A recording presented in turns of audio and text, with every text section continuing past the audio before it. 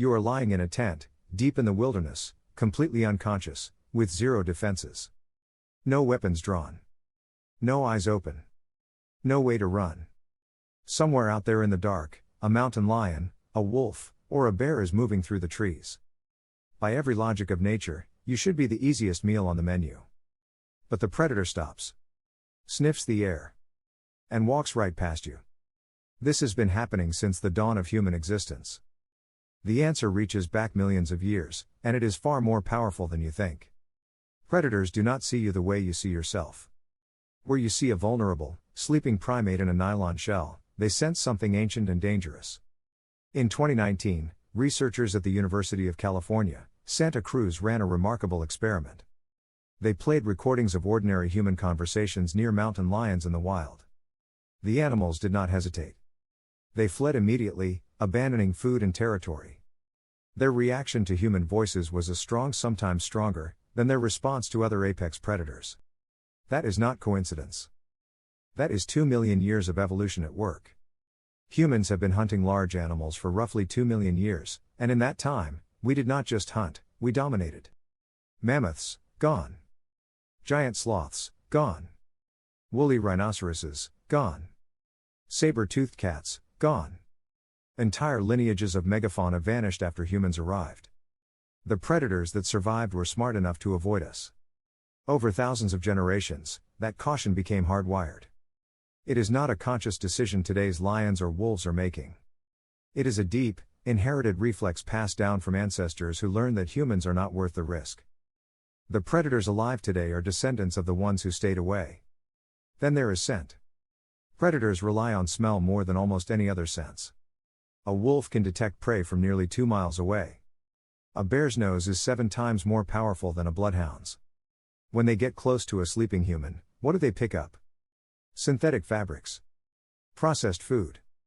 Soap, shampoo, bug spray, smoke, and beneath all of that, something biologically unfamiliar. Wolves are built to hunt hoofed mammals. Lions are wired for specific prey. A human simply does not compute as food. When something unfamiliar triggers a predator's senses, the default response is caution and distance. Evolution does not reward reckless curiosity. Fire adds another layer entirely. Humans have used fire for hundreds of thousands of years, possibly longer. For every land animal alive, fire means one thing: danger.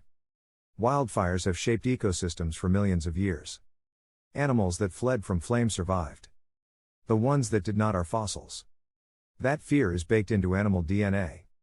Even animals raised in captivity with no direct exposure to fire often display strong avoidance responses around flames and smoke. When you build a campfire in the wild, you are not just keeping warm. You are sending a signal into the darkness that every predator in range can read. Something powerful is here. And powerful things are best left alone.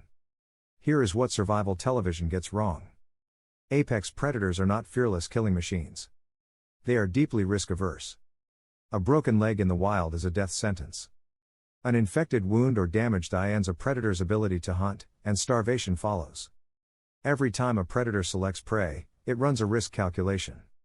Does the reward justify the danger?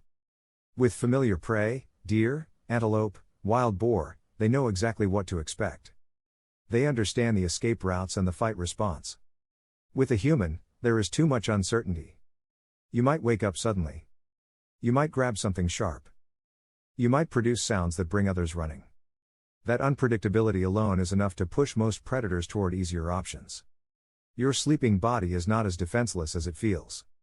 The human brain cycles through lighter and deeper stages throughout the night, and during lighter phases it is still monitoring the environment. Researchers call this the sentinel function of sleep. Unusual sounds, unfamiliar smells, vibrations in the ground, these can pull you toward wakefulness before a threat reaches you. Ancestors who slept lightly in dangerous environments survived to pass on their genes. That legacy lives in you every night, a biological early warning system most people never consider. Group living adds the final layer of protection. Humans almost never sleep alone in wilderness settings, and predators understand what group prey looks like. Pack animals, herd animals, colonial animals, they all use collective defense. One alarm brings a dozen threats. A sleeping group of humans carries that same energy. If one person wakes and raises the alarm, others respond fast. That mathematics makes most predators conclude the risk is not worth it. Easier targets are always available. Attacks on sleeping humans do happen, but the pattern is remarkably consistent. They almost always involve a predator operating far outside its normal capacity, injured, aged, starving, or desperate. The Tsavo lions of Kenya and the Champawat tiger of India and Nepal are the most famous examples. In both cases, evidence pointed to physical impairment that made normal hunting impossible. These animals were not bold hunters seeking new prey. They were broken. When a predator chooses a human over everything else available in its environment, something has already gone deeply wrong in that animal's world. And here is the piece most people miss. The fear humans inspire does not just protect you, it reshapes entire ecosystems.